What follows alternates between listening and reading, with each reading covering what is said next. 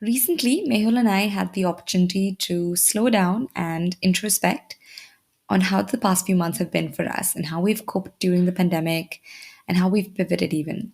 Thanks so much, Saksham from Lighthouse Studio, for asking us all of these questions and allowing us this time to reflect. So here you go. Here are the most unfiltered bare thoughts. If there was one line that defines what you do, what would it be like? Damn, it's hectic. Okay, interesting. Yeah, I think I'd just say flexible as a word because we were what we really depended on before COVID hit or the lockdown hit was something completely different to what we supported ourselves through this whole time. So whatever we did to support ourselves really required like a huge pivot of sorts. So I think as a team we were really flexible, whether it's the manufacturing team or a CEO or like the marketing or the technological aspect of it. Digital aspect of it. I think that's why I would say use the word flexible. How did you connect and communicate with your audience during the pandemic? Honestly, as soon as the lockdown hit, we did a very personal kind of newsletter that kind of was just saying, hey, you know what, we're here out there for each other. We also hosted a series of webinars that were nothing to do with our products. The first one was just like a mental health check-in. So literally there were strangers from across the country who signed up for this webinar, never met before, and were just sharing what they're anxious about, what they're nervous about, how they're coping, how work's been, how they're away from their parents, or they wish they had just got that last flight. Kind of just really kind of breaking these things down. So I think as a brand we realized we're not going to be insensitive and kind of push our products out there, but instead we're going to try and support this ecosystem and kind of build a community around sustainability in ways that we think might be meaningful while people adapt to this kind of new way of being. And then even in our communications, we were talking about how they can do composting at home, what you can build. We created a DIY easy kind of book with a bunch of DIY recipes that you can basically use anything as a waste to a resource. And basically, Mehul kind of edited that book, and largely that was his project. But so that was something that we also tried to do. And then we just started a series of podcasts. So Mehul and I co-host them. And honestly, almost everyone that we've interviewed hasn't had any press before, but are doing really cool things around sustainability, around circularity. Because I think innovations can't happen obviously in silos, and I think the circular economy really needs multiple stakeholders and actors. So we really need an ecosystem, right, around sustainability for this to become more mainstream. So I think that's been also really fun and interesting. We're talking to people who are using food waste from a bunch of grocery stores and making it into jams and spreads and whatnot. We spoke to women who are working with other underserved women using cloth scraps that would otherwise have been landfilled to make something else new. So I think that's been also really fun. It's just kind of a weekly podcast and try and hopefully kind of pull other people up who are doing amazing things in the sustainability space. Maybe might not get that well-deserved press, perhaps. So I think that's also been quite a fun initiative. And honestly, Mehul's been kind of heading the communications bit, and he's been doing a lot of these. So I'd love for him to share as well. So I think overall, what Sarah mentioned is puts everything in perspective in terms of like we went digital. We built platforms for rather than again pushing up products. It was more about how people can relate to each other, to one another, because we were all feeling isolated many a times. So how can we bring everyone together was the first question that went into our minds. And we didn't want to, because we were feeling it ourselves. So what we were feeling is like, if I saw a product ad in my face, for instance, I would have been like, no, I do not want to buy something right now. There's something definitely bigger than products that's happening to us right now, right? So it was more about educating ourselves. It was more about connecting with people. It was more about talking to people and just having someone to talk to. So I think putting all that into perspective was how we started shaping a new kind of bare necessities, you'd say, in terms of an online course that we started kind of like not promoting, but we started raising awareness of an online course, because all of a sudden online learning was a big thing. Everyone was becoming aware of, hey, I'm kind of lost and I want to learn, and this is the time to learn. So we were like, you know what, zero waste has something to do with something like a pandemic. It is environmentally related. So how else can we kind of reinforce and help people become part of that solution? So that was something that we could have done digitally, and that was the online course, for instance. And how we communicated that online course isn't like, hey, here's a discount, or none of that, to be honest. It was just like, listen, this is an online course that will genuinely help you guys. It'll form a community because we talk to the students through this course as well. And that has really helped with, again, approachability, relatability, and creating that two-way communication.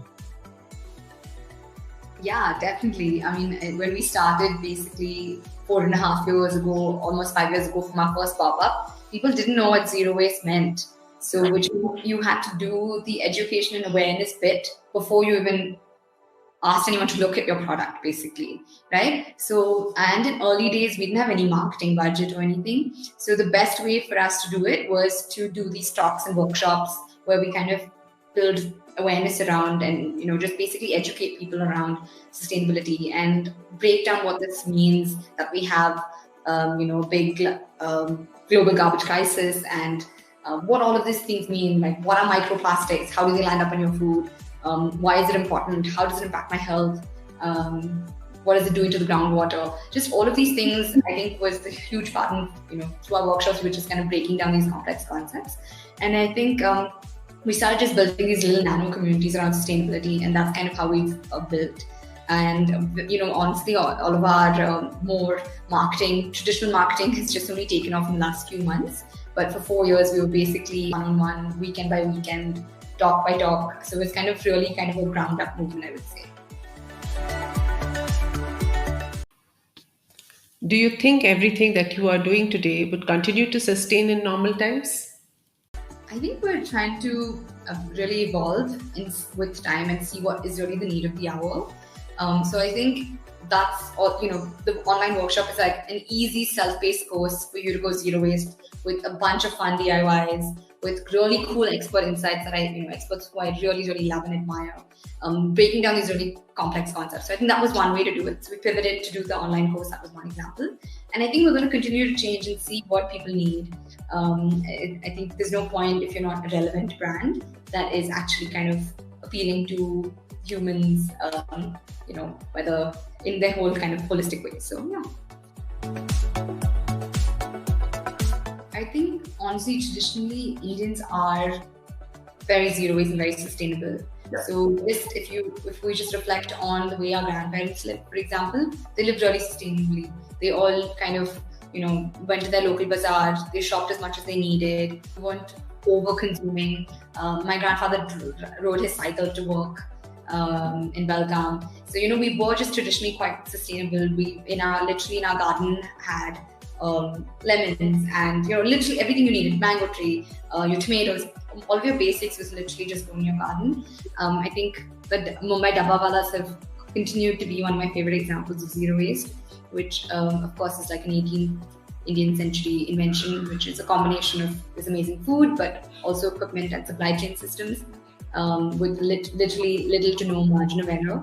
And I think what happened then is a lot of the zero waste movement definitely got pretty kind of Western rhetoric around it. And I think the bulk stores that we see that are just so gorgeous on Instagram, all of that kind of started coming up more and more. And more people were kind of having conversations around it. And then you would hear, there's this one hipster Brooklyn store, or there's one place in Berlin, and one place in France or whatever. But I think now it's becoming absolutely more mainstream. And I think, you're finding that products are getting more and more accessible. And I think that's the beauty of zero waste. It's something that just kind of supports local economy. You can buy like bars of soap from the auntie in your apartment complex, or the jam from your neighbor, or whatever.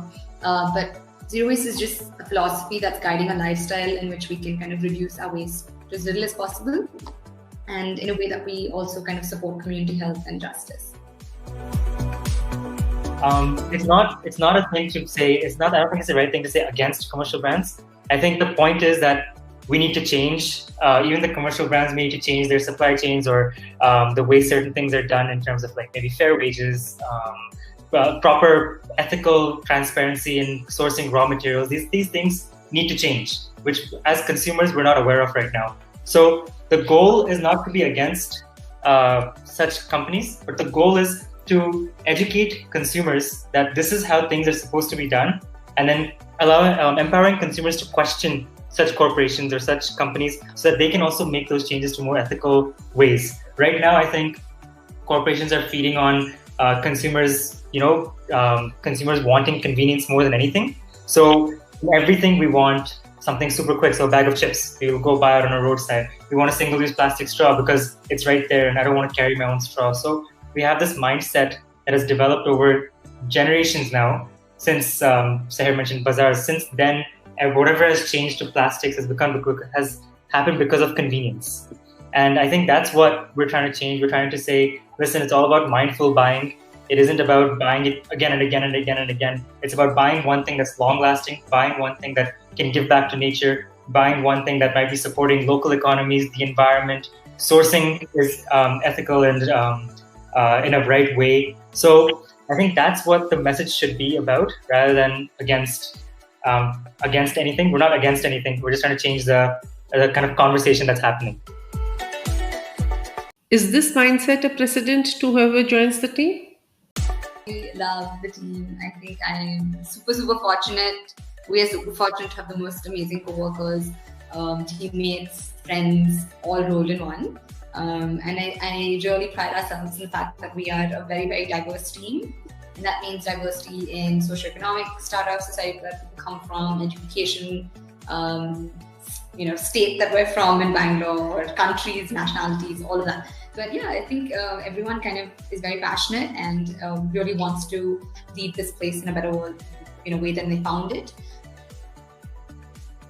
I personally feel that we don't look for someone to have the experience in sustainability or the experience in environment, or what we look for is just the person wants to see the world in a better place. Whether that means they're interested in human resources and they want to see the equality in gender and pay, whether they want to see the world in a better place than environmentally, or do they want to see workers somewhere else get paid well or fair, or also maybe just know what's going in their toothpaste, for instance, So these are just things that I think we look for. We don't necessarily say, hey, you need to be like a guru in sustainability. It's more like, hey, you just need to know, you just have to have your heart in the right place and wanting to see the world become better. I think that is important. So it's actually catching on in so many places. People are becoming so much more conscious and aware of their surroundings and life that they live in, wanting to give back in some way everywhere.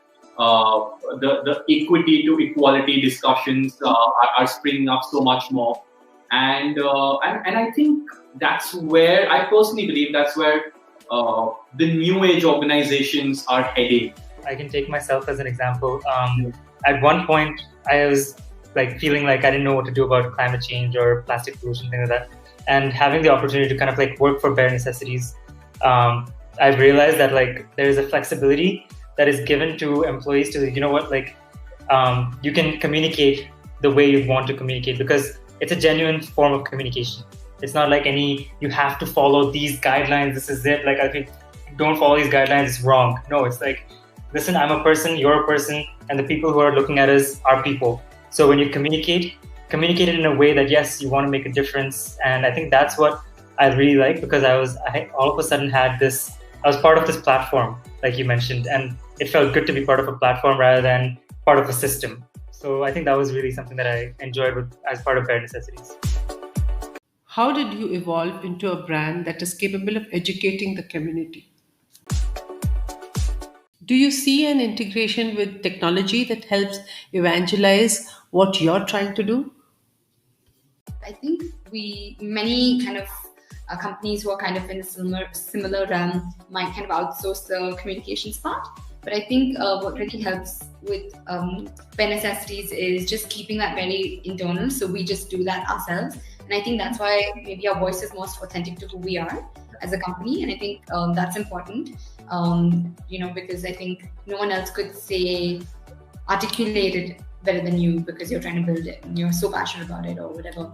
So I think that's kind of a differentiator. And we're also pretty hands-on on it, and it looks more polished, but honestly most photos are taken on my mom's iron board with a bunch of beautiful handmade paper from Shivaji Nagar that are $20 each. So and that's the secret sauce, maybe. Yeah, I mean, honestly, we're not fancy. It's just the output that we folk wear also really had tons of attention to detail. I mean, everyone on the team you'll see, especially Mehul, like lots of attention to detail. So I think we just are perfectionists and try really hard, but it's not that we have tons of resources to do it or something, but we just genuinely spend time and headspace on planning this specifically, because we feel like you kind of mentioned this earlier, but the zero waste rhetoric was also really dominated by very Western Caucasian kind of rhetoric, and we thought there was a huge gap and a need for an Indian rhetoric around sustainability that is fun and accessible, not like, oh my god, read this journal with tons of data points. It cannot be an alternative expensive lifestyle. It's got to be more authentic, relatable in some way, as you're saying. Yeah. So I think that's the perspective we took. We just want to be a fun, young, playful brand that really kind of is for the contemporary Indian. And yeah, hopefully a brand that other Indians, look up to maybe in a way, and feel like they don't need to kind of go into this mold of these really crazy FMCG products that have been being produced for the past 30 years that are kind of totally damaging to our environment. So yeah, I guess we're trying to give a path for people to feel like they have a voice and they can do something about it. And these are really easy, actionable things that you can do about sustainability. I think one thing that has helped us in when you say technological advancements, right? We were doing talks and workshops, and we were going to schools and to corporations and arranging these. And there's a lot of headspace and time that goes into this. But as this became bigger, our team is still a lean team of maybe 10 people now, right? So we were getting a lot of requests from maybe North India, for instance, being like, hey, we want you to do a talk and workshop because we want to raise awareness of zero waste. So how do we communicate to these people that zero waste, we want to communicate with you about zero waste, but how do we do it without having to travel there? So I think with the help of digital platforms, with the help of technology, we were able to kind of curate this online course. And now if you look at it, we're an online course that is 600 plus students strong since February. And if you look at the demographics, there's a wide range of ages.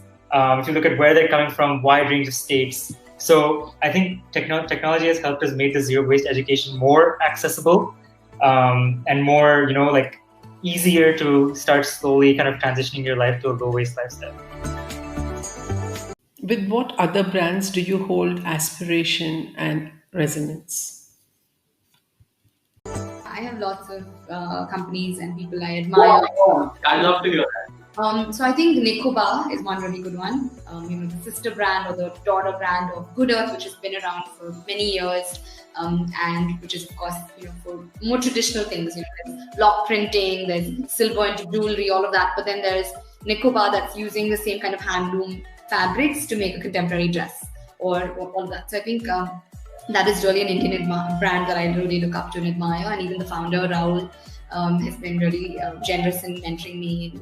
Poonam from Daily Dump, she's talking about composting 15 years ago when no one was really thinking about it.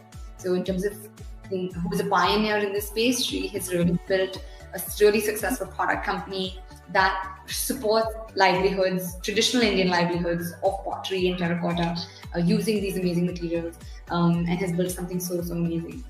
So Poonam again continues to inspire me and has built something so meaningful. So I hope NSSTs can do the same. But yeah, I can go on honestly. I love a bunch of coffee brands, whether it's Blue Tokai or Third Wave or Black Bazaar, and a bunch of clothing brands that I absolutely love and admire, whether that's a Kiwi or Sui. So I think a lot of cool people doing amazing things. As a brand, how do you appeal to different stratas of society equally? I think it depends where you're targeting.